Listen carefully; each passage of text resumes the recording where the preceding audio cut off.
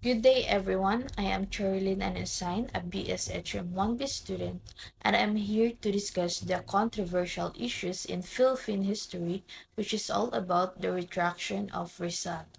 As we all know, Rizal is identified as a hero of the revolution for his writings that center on ending colonialism and liberating Filipino minds to contribute to creating the Filipino nation. The great volume of Rizal's life work was committed to an end, particularly the more influential one, Noli Me Tangere and El Filibusterismo. His essays vilify not the Catholic religion, but the friars, the main agents of injustice in the Philippine society. It is understandable, therefore, that any piece of writing from Rizal that recounts everything he wrote against the friars and the Catholic Church in the Philippines could heal heavy damage to his image as a prominent Filipino revolutionary. Such document purportedly exists, allegedly signed by Rizal a few hours before his execution. This document, referred to as the Retraction, declares Rizal's belief in the Catholic faith and retracts everything he wrote against the Church. Primary sources: Rizal's Retraction. This is from the document found by Manuel Garcia on May 18, 1835, and here is what he said. I declare myself a Catholic, and in this religion in which I was born and educated, I wish to live and die.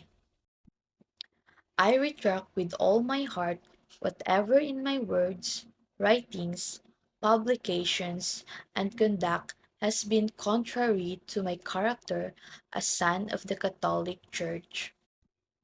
I believe and I confess whatever she teaches, and I submit to whatever she demands.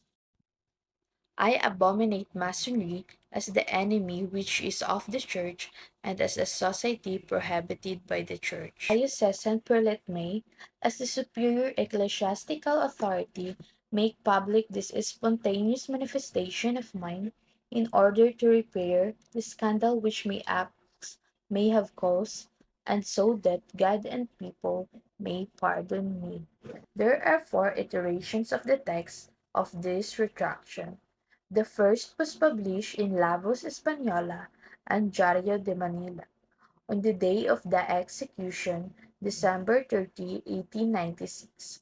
The second text appeared in Barcelona, Spain, in the magazine La Juventud, a few months after the execution on February 14, 1897, from an anonymous writer who was later on revealed to be Father Vicente Balaguer.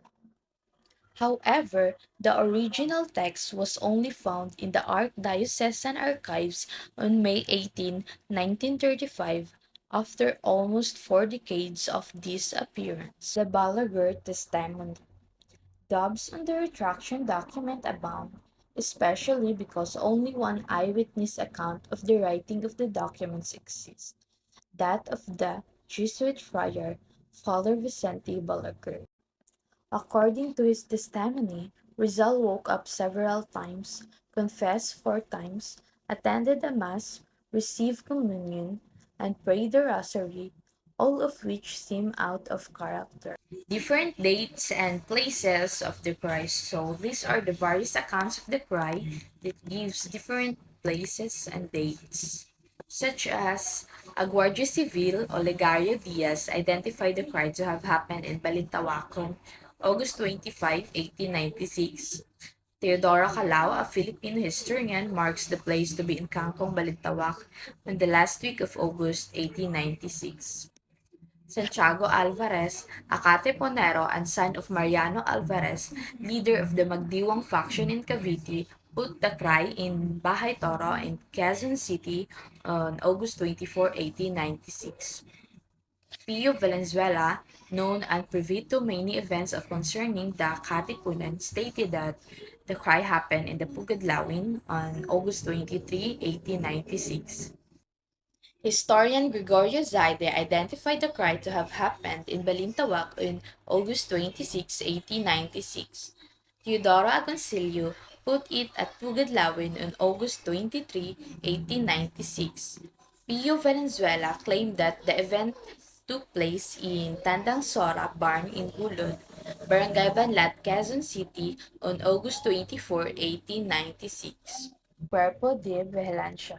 Another eyewitness account surfaced in 2016 through the research of Professor Rene R. Escalante. In his research, documents of the Cuerpo de Vigilancia included a report on the last hour of Rizal, written by Federico Moreno. The report details the statement of Cuerpo de Vigilancia Tom Moreno.